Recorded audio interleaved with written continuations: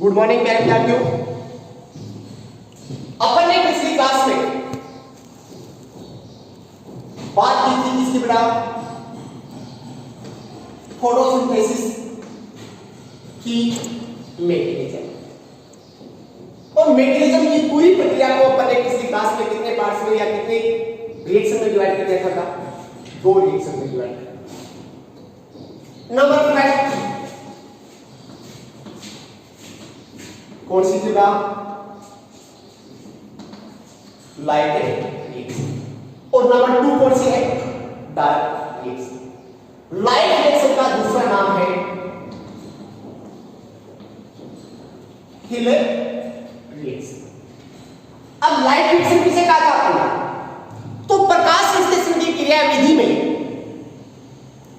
जहां जहां प्रकाश की आवश्यकता पड़ती है या प्रकाश संश्लेषण की क्रियाविधि का वह भाग जो प्रकाश की उपस्थिति में संपन्न होता है उसे अपन क्या कहते हैं?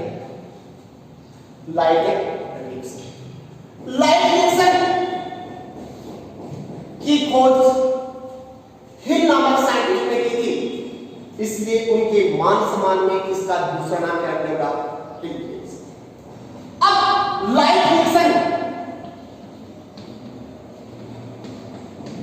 क्लोरोप्लास्ट के कौन से भाग में संपन्न होती है बेटा? ग्रेना भाग में संपन्न होती है,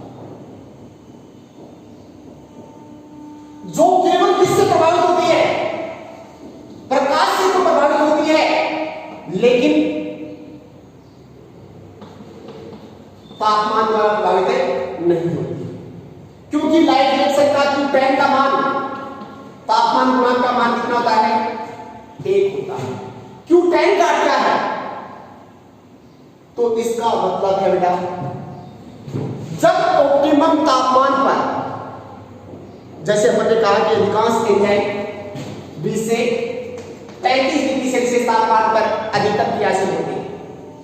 अब इस टेम्परेचर के बीच यदि 10 डिग्री सेल्सियस तापमान बढ़ा देते हैं तो उस एंजाइम द्वारा उत्प्रेरित होने वाली अभिक्रिया के वेग पर क्या प्रभाव पड़ता है? अर्थात अभिक्रिया क्या हो जाती है? 2 गुना या 2.5 गुना बढ़ जाती है। इस घटना को क्या कहते हैं? Q10 या तापमान गुणांक। जो लाइट रिएक्शन का कितना होता है? 1 होता है। Q10 का मान 1 होता है, इसका मतलब 10 डिग्री टेम्परेचर बढ़ाने पर भी प्रकाश संश्लेषण जो ये रिएक्शन हो रही है उस पर कोई प्रभाव नहीं पड़ता। जबकि डायरेक्ट रिएक्शन में Q10 का मान 2 से 3 होता है। इसका मतलब डायरेक्ट रिएक्शन में यदि तापमान को बढ़ाते हैं, कितना ऑप्टिमम टेम्परेचर पर 10 डिग्री बढ़ा देते हैं, तो रेट ऑफ रिएक्शन या डायरेक्ट रिएक्शन की रेट ऑफ रिएक्शन है वो कितनी बढ़ जाती है? 2 से 3 गुना बढ़ जाती है। अब अपन ने क्या कहा था कि लाइट रिएक्शन का क्या है? प्रकाश संश्लेषण की क्रियाविधि में जो प्रक्रिया प्रकाश की उपस्थिति में होती है उसे अपन कहते हैं लाइट रिएक्शन। लाइट रिएक्शन की खोज हिल नामक साइंटिस्ट ने की थी, इसलिए उनके मान सम्मान में इसे क्या कह दिया? हिल रिएक्शन। और हिल रिएक्शन या लाइट रिएक्शन प्रकाश कहां संपन्न होती है? तो क्लोरोप्लास्ट के ग्रेना। अब लाइट रिएक्शन का जो अध्ययन है वो निम्न बिंदुओं के तहत किया गया है, जिसमें सबसे पहला पॉइंट आता है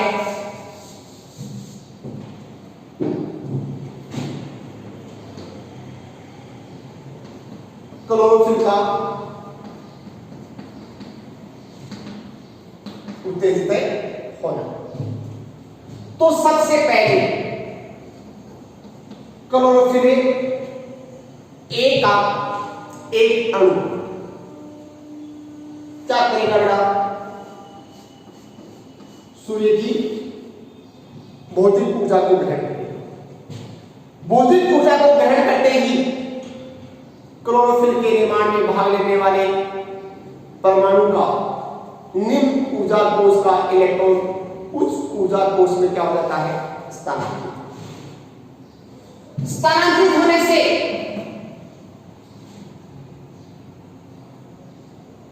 वो परमाणु या अणु क्लोरोफिल के अणु कौन सी अवस्था में आ गया? उत्तेजित। उत्तेजित अवस्था में आया हुआ क्लोरोफिल ए का अणु क्या करेगा बेटा? इलेक्ट्रॉन का त्याग करेगा। कैसे इलेक्ट्रॉन का? उच्च ऊर्जा वाले इलेक्ट्रॉन। उच्च ऊर्जा वाले इलेक्ट्रॉन का त्याग करते ही क्लोरोफिल ए का अणु कौन सी अवस्था में आ गया बेटा? उसका क्या हुआ? इलेक्ट्रॉन का बाहर निकलना, ऑक्सीकरण। कौन सी अवस्था में आ गया? ऑक्सीकृत अवस्था। अब ऑक्सीकृत अवस्था में आया हुआ प्रत्येक परमाणु क्या जाता है?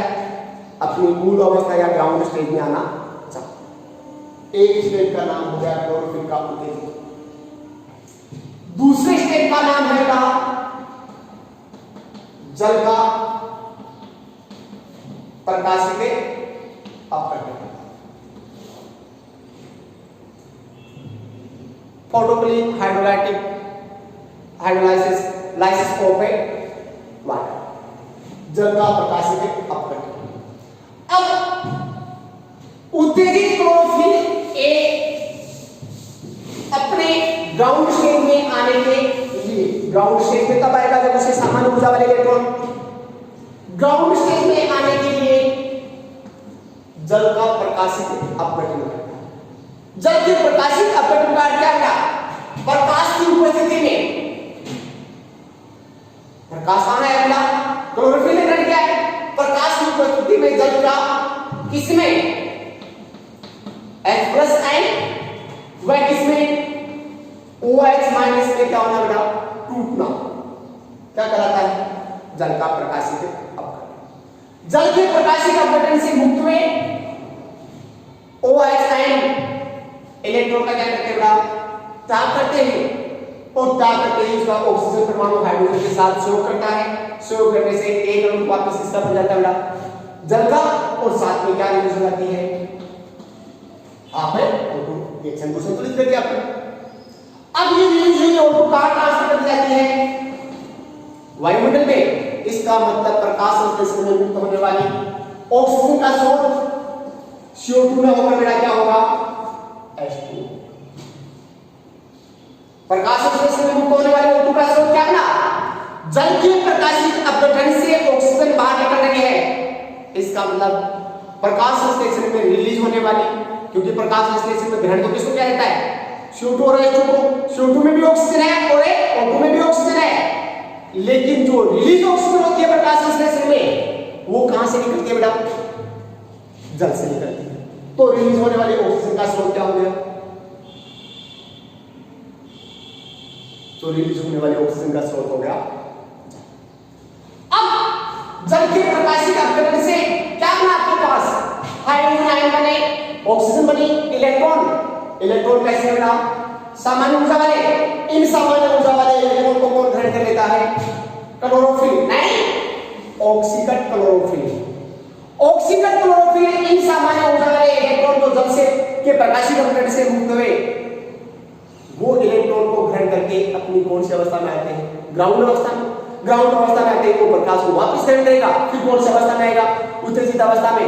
जल का इलेक्ट्रॉन क्या करेगा? उच्च ऊर्जा के इलेक्ट्रॉन का क्या करेगा? तो पुनः वो ऑक्सीकृत क्लोरोफिल का अणु जल का प्रकाशित अपघटन। इस प्रकार दिन के अंदर प्रकाश की उपस्थिति में ये दोनों स्टेप लगातार क्या होते रहते हैं? चलते रहते। कितने स्टेप आ गए लाइट रिएक्शन के? 2 स्टेप। नंबर फर्स्ट क्लोरोफिल का उत्तेजित होना, नंबर 2 किसका बेटा? जल का प्रकाशित अपघटन। तीसरा स्टेप है अपने पास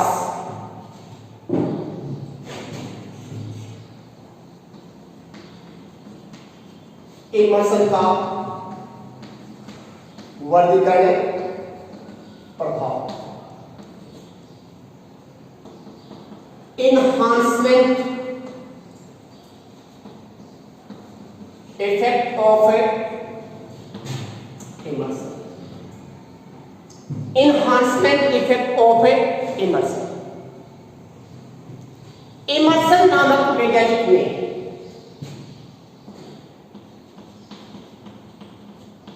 भिन्न भिन्न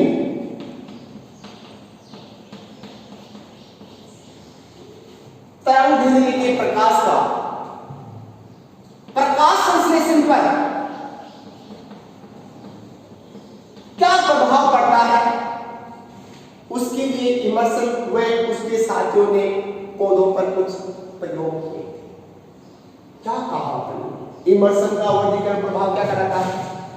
इमर्सन व उसके साथियों ने भिन्न भिन्न तरंग दैर्ध्य के प्रकाश का प्रकाश संश्लेषण की दर पर क्या प्रभाव पड़ता है उसका अध्ययन करने के लिए कुछ प्रयोग किए, जिसमें सबसे पहला प्रयोग क्या था? इमर्सन ने क्या किया? अपने पहले प्रयोग में किसी पादप को 680 नैनोमीटर से अधिक तरंग दैर्ध्य वाला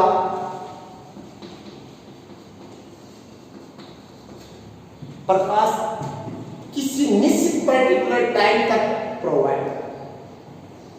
कितने नैनोमीटर वाला था? इमर्सन ने 680 नैनोमीटर से अधिक तरंग दैर्ध्य वाला प्रकाश, पर्टिकुलर प्रकाश किसी पर्टिकुलर प्लांट को एक पर्टिकुलर टाइम के लिए क्या करें? प्रोवाइड करें। तो प्रकाश संश्लेषण की दर में क्या आएगा? क्या आ गई? कमी। इस घटना को इमर्सन ने नाम दिया लाल पतन या रेड ड्रॉप। लाल पतन या रेड ड्रॉप क्यों नाम दिया? क्योंकि प्रकाश संश्लेषण की दर में क्या है? कमी आई है। कमी का मतलब ड्रॉप, गिरना, और ड्रॉप का अर्थ क्या करना? गिरना। और कौन से प्रकाश की उपस्थिति में? 680 नैनोमीटर से अधिक, 680 से अधिक नैनोमीटर का 660 लेकर 780 नैनोमीटर तक कौन सा प्रकाश है? रेड लाइट है। अब रेड लाइट प्रोवाइड करने का प्रकाश संश्लेषण की दर में क्या आ गई? कमी आ गई। इसलिए इस घटना का नाम क्या दिया? ड्रॉप का मतलब होता है गिरना, इसलिए इस घटना का नाम दिया रेड ड्रॉप। अब उसके पश्चात इमर्सन ने दूसरा प्रयोग क्या किया? दूसरा प्रयोग क्या था? उसी प्लांट को उतने ही समय के लिए 680 नैनोमीटर से कम तरंग दैर्ध्य वाला प्रकाश प्रोवाइड कराया, और जो प्रकाश संश्लेषण दर है उसको क्या किया? नोट कर लिया। फिर तीसरा एक्सपेरिमेंट क्या किया? उसी प्लांट को उतने ही समय के लिए 680 नैनोमीटर से अधिक व 680 नैनोमीटर से कम तरंग दैर्ध्य वाले दोनों प्रकाश को मिक्स करके उपलब्ध कराया, और जो प्रकाश संश्लेषण की दर है उसको क्या कर लिया बेटा? नोट कर लिया। तो क्या कहा इमर्सन ने कि जब 680 नैनोमीटर से अधिक तरंग दैर्ध्य वाले और 680 नैनोमीटर से कम तरंग दैर्ध्य वाले पादप को, प्रकाश को अलग अलग प्रोवाइड कराते हैं, तो उन दोनों के अलग अलग प्रोवाइड कराने पर जो प्रकाश संश्लेषण की दर आई, वो दर जब दोनों को मिक्स कराते उपलब्ध कराई तो उससे क्या थी? कम थी। अर्थात दोनों को मिक्स कराके उपलब्ध कराने पर प्रकाश संश्लेषण की जो दर आई वो दोनों को अलग अलग प्रोवाइड कराने की योग से क्या थी बेटा? अधिक थी। इसका मतलब दोनों को मिक्स कराने पर प्रकाश संश्लेषण की दर में क्या हो गई? वृद्धि हो गई। इस घटना को क्या कहते हैं? इमर्सन का वर्गीकरण प्रभाव। दो परिकल्पना करते हैं।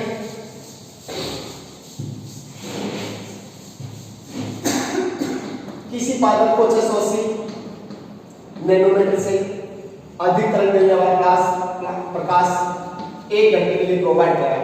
उस पादप ने 400 ग्राम ग्लूकोज लिया।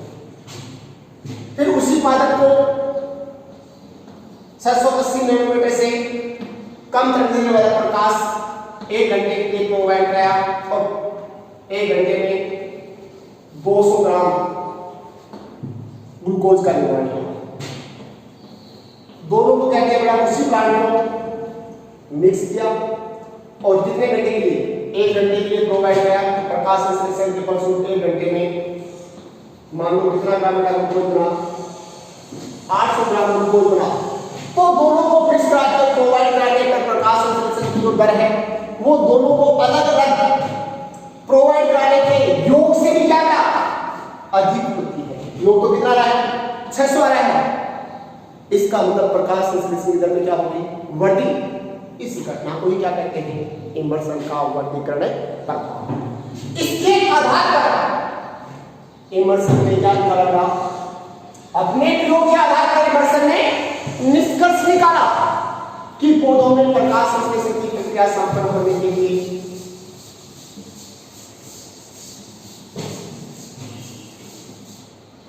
दो प्रकार के निष्कर्ष कंक्लूजन ऑफ इमर्सन। अपने प्रयोग के आधार पर इमर्सन ने निष्कर्ष निकाला कि पौधों में दो प्रकार के प्रकाश तंत्र या फोटोसिस्टम बाहर देते हैं, जिनमें से एक उच्च तरंगदैर्घ्य को और एक निम्न तरंगदैर्घ्य के प्रकाश को अवशोषित करता है। जब दोनों सक्रिय हो जाते हैं तब तो प्रकाश संश्लेषण की दर में क्या हो जाती है बेटा? वृद्धि हो जाती है। और जब दोनों में से एक ही सक्रिय होता है तो क्या हो गया बेटा? प्रकाश संश्लेषण की दर में क्या आ जाती है? तो इमर्सन ने अपने प्रयोग के आधार पर निष्कर्ष निकाला और बताया कि पौधों में कितने प्रकार के बेटा? दो प्रकार के प्रकाश तंत्र भागे लेते हैं। तो चौथा पॉइंट आपका नया बन गया बेटा। चौथा नया पॉइंट बन गया फोटोसिस्टम या प्रकाश। अब प्रकाश तंत्र का वैसे दूसरा नाम क्या है? क्वांटासोम। आप यूं कह सकते हो इमर्सन के आधार निष्कर्ष के आधार पर निष्कर्ष निकले कि पौधों में कितने प्रकार के क्वांटासोम पाते हैं? दो प्रकार के क्वांटासोम। किसे करता अपन? तब अपन ने कहा ग्रेना एंडोस्पर्मा लेवल पर छोटे छोटे कण पाते हैं। इन कणों को क्वांटासोम कहते हैं, जो प्रकाश संश्लेषण की इकाई का कार्य करता है, जिसकी खोज पारेटाइड ने की थी और उसमें प्रकाश संश्लेषी वर्णक पाए थे। तो क्वांटासोम में क्या पाए थे बेटा? प्रकाश संश्लेषी वर्णक। अब आपको परिभाषा क्वांटासोम के साथ शब्द क्या आ गया आपके पास? इमर्सन द्वारा क्या समझ दिया गया है? प्रकाश तंत्र का अर्थ क्या है? थाइलेकोइड व स्ट्रोमा लेमिनी पर प्रकाश संश्लेषी वर्णकों के लगने का क्रम क्या करा? प्रकाश। तो बात वही हो गया। थाइलेकोइड एंड स्ट्रोमा लेमिनी पर छोटे छोटे कण पाते हैं जिन्हें क्वांटासोम कहते हैं। और दूसरा नाम अपने क्या दिया? प्रकाश तंत्र। तो क्वांटासोम में क्या पाते हैं? प्रकाश संश्लेषी वर्णक। और यहां पे क्या लिखा है? थाइलेकोइड व स्ट्रोमा लेमिनी पर प्रकाश संश्लेषी वर्णकों के लगने का क्रम। बात तो वही होगी बेटा। क्वांटासोम में भी क्या पाते हैं? प्रकाश संश्लेषी वर्णक। और यहां भी क्या पाते हैं? थाइलेकोइड एंड स्ट्रोमा लेमिनी पर प्रकाश संश्लेषी वर्णकों के लगने का क्रम क्या कहलाता है? प्रकाश। प्रत्येक प्रकाश तंत्र में अब इमर्सन ने कह दिया इस प्रकार के कितने प्रकाश तंत्र पाते हैं? दो प्रकार। अब प्रत्येक प्रकाश तंत्र में लगभग प्रकाश संश्लेषी वर्णकों के कितने अणु पाए थे? 400 अणु पाए थे। ये मेरा प्रकाश तंत्र हो गया, या फिर उसको क्वांटासोम कहते हैं। क्वांटासोम दो प्रकार के हो गए। अब एक प्रकाश तंत्र में कितने प्रकाश संश्लेषी अणुओं का समूह पाता है? 400 अणुओं का समूह पाएगा, जिसमें लगभग 230 अणु किसके पाए थे? क्लोरोफिल के और बाकी किसके पाते हैं? सहायक प्रकाश संश्लेषी वर्ण के समूह पर। अब थाइलेन गोल्ड व स्ट्रोमा लैमिनी पर प्रकाश संश्लेषी वर्णकों के लगने का क्रम प्रकाश तंत्र कहलाता है। या स्ट्रोमा लैमिनी व थाइलेन गोल्ड पर छोटे छोटे कण पाते हैं जिन्हें क्वांटासोम कहते हैं, जिनके अंदर क्या पाते हैं? प्रकाश संश्लेषी वर्णक पाते हैं। अब एक क्वांटासोम में लगभग 400 अणु किसके पाते हैं? प्रकाश संश्लेषी वर्णक, जिसमें से 230 अणु किसके पाते हैं? क्लोरोफिल के, और बाकी अणु किसके पाते हैं? सहायक प्रकाश सहायक में कोई कैरोटीनॉइड्स वगैरह आ जाएंगे, क्लोरोफिल की भी आ जाएगी। अब क्लोरोफिल के अणुओं में से कोई क्लोरोफिल ए का अणु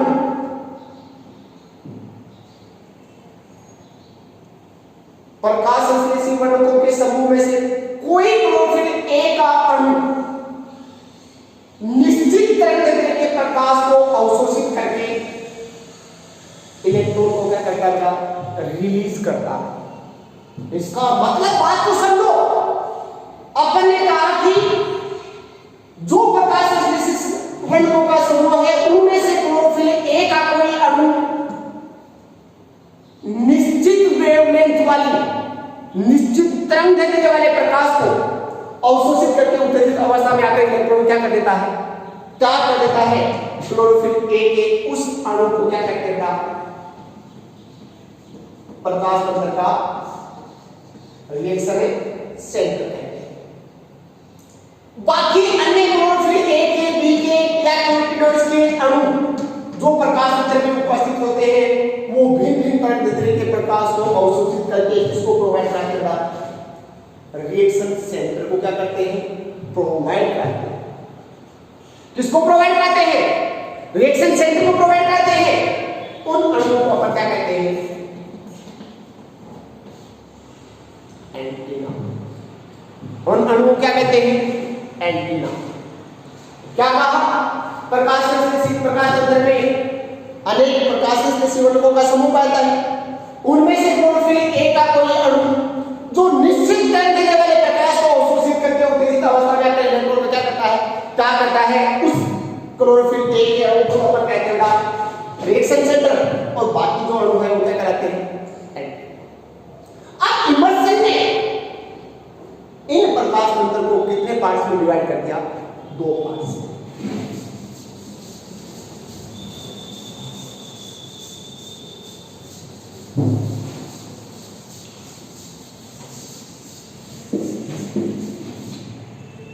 number 1 photo system first, and number 2 photo system second. Photo system first और फोटो सिस्टम सेकंड। अब फोटो सिस्टम फर्स्ट इमर्सन ने किसका नाम दिया? तो वह प्रकाश तंत्र जो उच्च तरंगदैर्घ्य वाले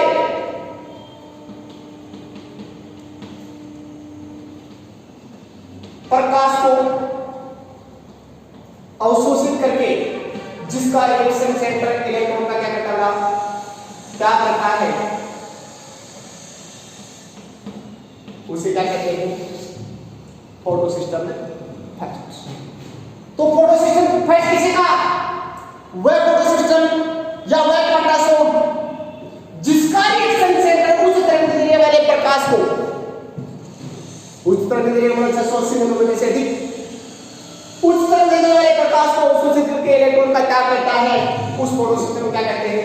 फोटो सिस्टम फर्स्ट। जिसका रिएक्शन सेंटर P700 कहलाता है। जिसका रिएक्शन सेंटर क्या कहलाता है? P700। P700 का मतलब क्या था? जिसका रिएक्शन सेंटर 700 नैनोमीटर वाले प्रकाश को अवशोषित इलेक्ट्रॉन का त्याग करता है, उसे क्या कहते हैं? P700। अब फोटो सिस्टम में रिएक्शन सेंटर होता है इसका P700। इसका मतलब क्या होगा? क्लोरोफिल ए का वह अणु जो 700 नैनोमीटर वाले प्रकाश को अवशोषित करके ऊर्जा इलेक्ट्रॉन क्या करेगा? त्याग करेगा। तो फोटोसिस्टम फैक्ट में P700 किसको शो कर रहा है? क्लोरोफिल ए के अणु को शो कर रहा है। P700 के अलावा P660, P670, P680, P690 के साथ साथ कैरोटीनॉइड्स के अणु भी पाए जाते हैं। इसका मतलब क्या हो गया? फोटोसिस्टम फैक्ट का मतलब क्या हो गया? वह प्रकाश तंत्र जिसका रिएक्शन सेंटर उच्च तरंगदैर्घ्य वाले प्रकाश को अवशोषित करके इलेक्ट्रॉन का त्याग करता है, उसे फोटोसिस्टम फैक्ट कहते हैं। जिसका रिएक्शन सेंटर क्या कहलाता है? P700। इसका मतलब रिएक्शन सेंटर कौन सा?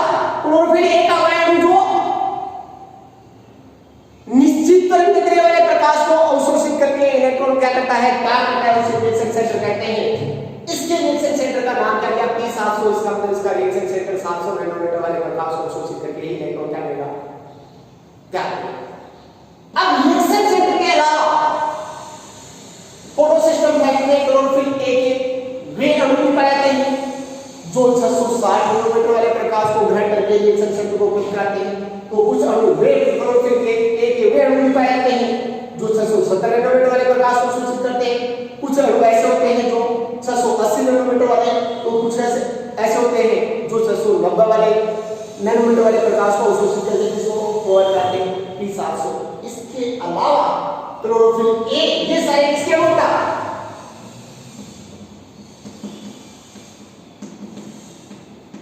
क्लोरोफिल ए के होता है। तो इसका मतलब फोटोसिस्टम फैक्ट में क्लोरोफिल ए के होता है जिसका रिएक्शन सेंटर होता है P700।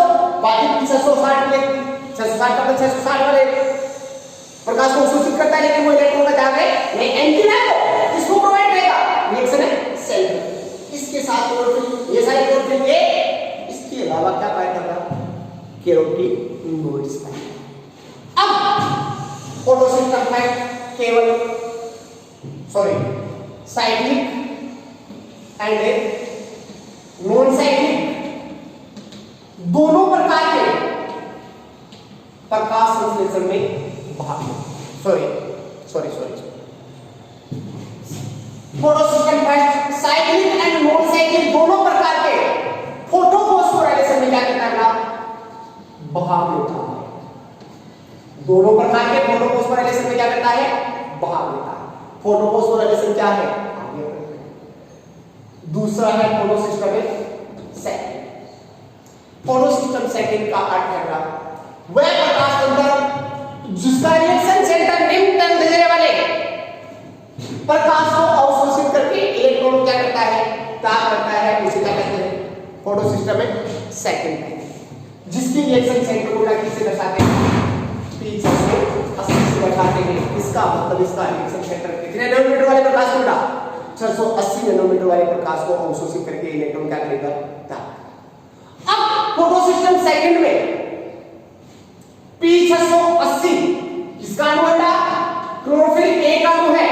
P680 के अलावा P650, P660, P670 chlorophyll A के अणु के अलावा एंटीना के रूप में या सहायक प्रकाश संश्लेषी वर्णक के रूप में किसके बिना? क्लोरोफिल बी के अणु पाए जाते हैं। क्योंकि ये जो अपन मैकेनिज्म पढ़ रहे हैं वो किसमें पढ़ रहे हैं? उच्चवर्गीय पौधों में प्रकाश संश्लेषण को पढ़ रहे हैं। जिसका मतलब क्या होता है? फोटोसिस्टम सेकंड में क्लोरोफिल ए के कौन-कौन से अणु पाए जाते हैं? P680, P650, P660, P670 वाले अणु पाए जाते हैं। इसका मतलब ये सारे किसके हैं? क्लोरोफिल ए के अणु हैं। उनमें से P680 तो रिएक्शन सेंटर का, इसके अलावा P650, P660, P670 या फिर किसके बिना? क्लोरोफिल बी के किसका कार्य करेंगे? एंटीना के या सहायक प्रकाश संश्लेषी वर्णक। और सहायक प्रकाश संश्लेषी वर्णक कौन से होंगे? जो भिन्न वेवलेंथ वाली लाइट को ऑब्जॉर्ब करके किसको प्रोवाइड करेंगे? रिएक्शन सेंटर को। और रिएक्शन सेंटर उस ऊर्जा को अवशोषित करेगा तो उसका इलेक्ट्रॉन कौन सी अवस्था में चला जाएगा? एक्साइटेड का मतलब निम्न ऊर्जा कोष के इलेक्ट्रॉन का उस ऊर्जा कोष में क्या हो जाना? स्थानांतरण हो जाएगा। ये हो गया आपका फोटोसिस्टम सेकंड।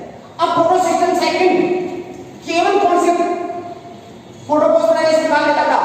केवल नॉन साइक्लिक फोटोफॉस्फोराइलेशन में ही क्या करता है? पार्टिसिपेट करता है, लेकिन साइक्लिक ऑटोफॉस्फोराइलेशन में भाग नहीं। थैंक्स।